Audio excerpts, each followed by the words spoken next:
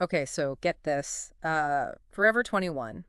The brand practically synonymous with like fast fashion. Well, they've filed for bankruptcy. Oh, wow. Again. Again. Yeah, remember back in 2019? Like Yeah. they went through this whole thing. Right. Well, this time it's hit hard. Like their entire US arm is shutting down completely. Wow. Corporate offices, all their stores, the whole shebang. Oh, man. Thousands of employees are like left wondering what's next. Yeah. We've got this recent article from HRKatha.com. It's outlining the situation. Okay. And let me tell you, it is a wild ride through the changing world of retail. I bet. It really is. So what's like really striking here is that we're talking about a brand that was once pulling in over $4 billion in sales. Yeah. Like this was a giant in the fast fashion world just a few years ago. Huge. And now they're in this position, not once, Right. but twice. It's a real head scratcher, right? It is. Especially when you consider that Forever 21 stores outside the U.S., the ones run by licensees, they seem to be doing okay.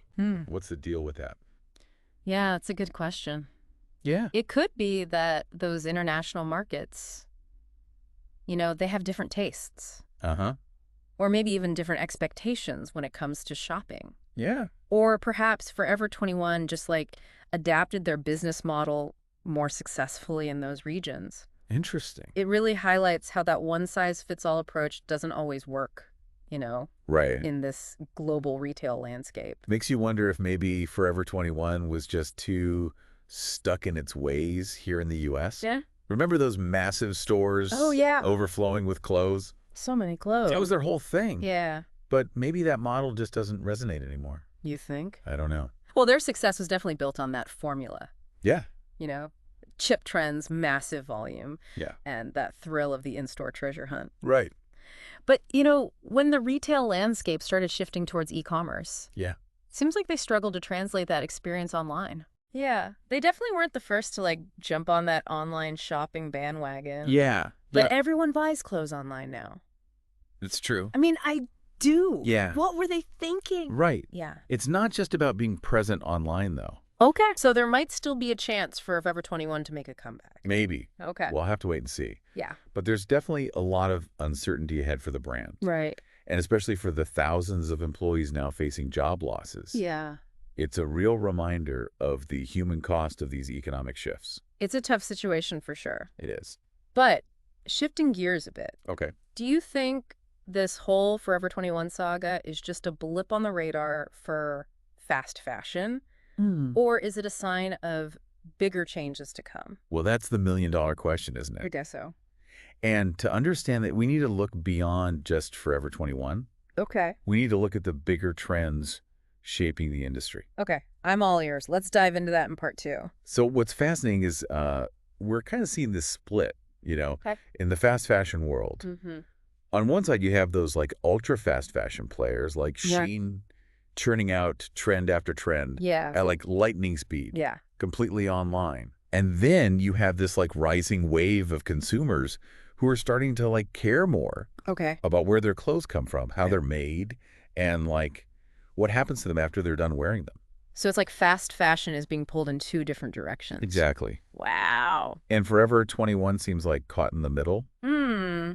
Their model was built on that in-store experience, Right. but they were so slow to adapt to the demands of online shoppers Yeah. who want that constant stream of newness, Yeah. that instant gratification. It's true. Yeah. And they might have missed the boat on the whole sustainability thing, too. Yeah, for sure. Like, I feel like more and more people are looking for brands that are transparent about their supply chains. Yeah. And, are making efforts to be more ethical and environmentally friendly. Absolutely. Consumers are getting savvier. Yeah. They're asking questions like, who made my clothes? Yeah. And what's the incremental impact of this purchase? This shift in values is putting pressure on those fast fashion brands Okay. that are built on a model of low prices and disposable clothing.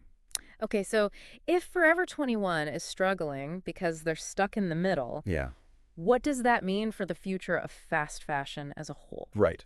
Will these companies have to completely reinvent themselves to survive? Well, it's hard to say for sure, Yeah.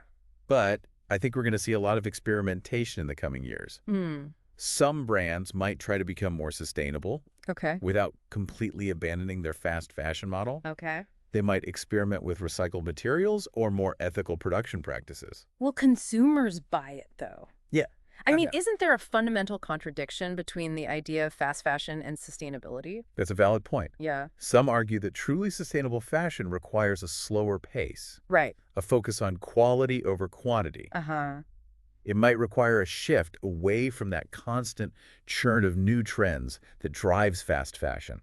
It sounds like we're talking about a pretty big cultural shift then. It is. Are consumers really ready to embrace that kind of change? It's already happening. Oh, wow.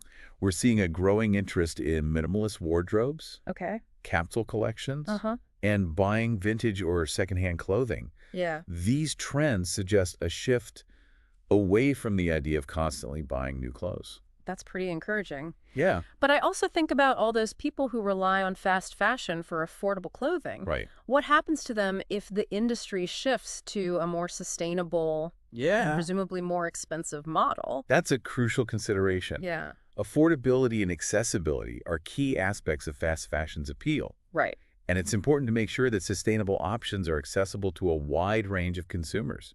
This whole conversation is making me think about the bigger picture of retail in general. We've seen so many traditional brick and mortar stores struggle as online shopping has taken over. Is this whole Forever 21 saga just a symptom of a larger trend?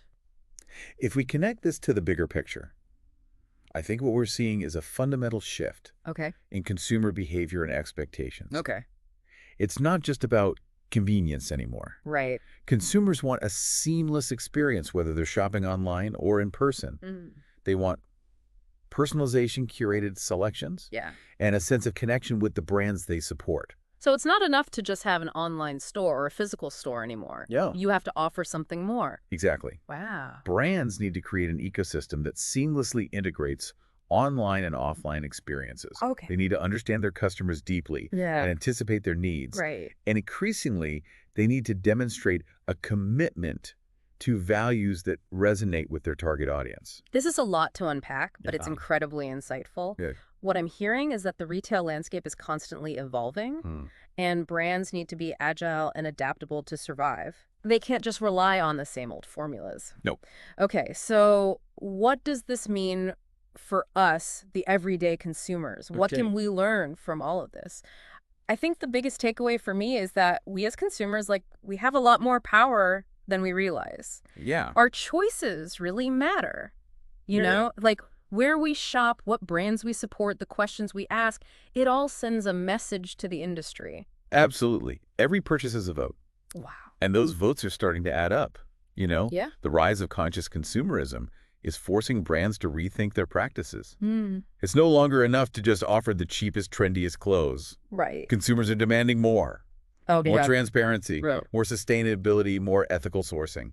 So what does the future hold for fast fashion? Yeah. Is it doomed, or will these brands find a way to evolve and meet these new demands? That's the big question, right? Yeah. I don't have a crystal ball, Right. but I think it's safe to say that the fast fashion industry is at a crossroads. They can either cling to their old ways and risk becoming irrelevant, Yeah. or they can embrace change and try to find a way to reconcile fast fashion with the growing demand for sustainability. It sounds like a pretty tough challenge. It is. Can they really have it both ways, like fast fashion and sustainability? It's definitely a balancing act. Yeah. And there's no one-size-fits-all solution. Right. Some brands might find success by incorporating more sustainable materials into their collections, Okay. or by partnering with ethical factories. Mm-hmm. Others might focus on reducing waste by implementing circularity programs or offering clothing rental services. I've even seen some brands experimenting with slower production cycles, Yeah. releasing smaller, more curated collections instead of constantly churning out new trends. That's a really interesting development. Yeah. It suggests a shift away from the idea of disposability that has long been associated with fast fashion. So maybe there's hope for the industry after all. I think so, but it's going to require a fundamental shift in mindset, both from brands and from consumers. Yeah. Brands need to be willing to invest in innovation and to prioritize sustainability over short-term profits. Right. And consumers need to continue to demand better and to support brands that are aligned with their values. This has been such an eye-opening deep dive. It has. We've covered everything from Forever 21's bankruptcy to the future of fast fashion, Yeah, the rise of conscious consumerism and the power of our there's choices. a lot. It's a lot to think about, but it's definitely left me feeling more informed and empowered as a consumer. I'm glad to hear that this is a conversation that we all need to be having. Yeah. The future of fashion is in our hands. Wow. And by making informed choices, we can help shape an industry that is more sustainable, Right. more ethical, and ultimately more beautiful for everyone. So what's like the one thing you want our listeners to take away from this deep dive? I would say think before you buy, Okay. ask questions. Do your research, support brands that are doing things the right way. And remember, every purchase is a vote for the kind of world you want to live in. Amazing advice. Thanks for joining us on this deep dive, everyone. We'll see you next time for another fascinating exploration of the world around us.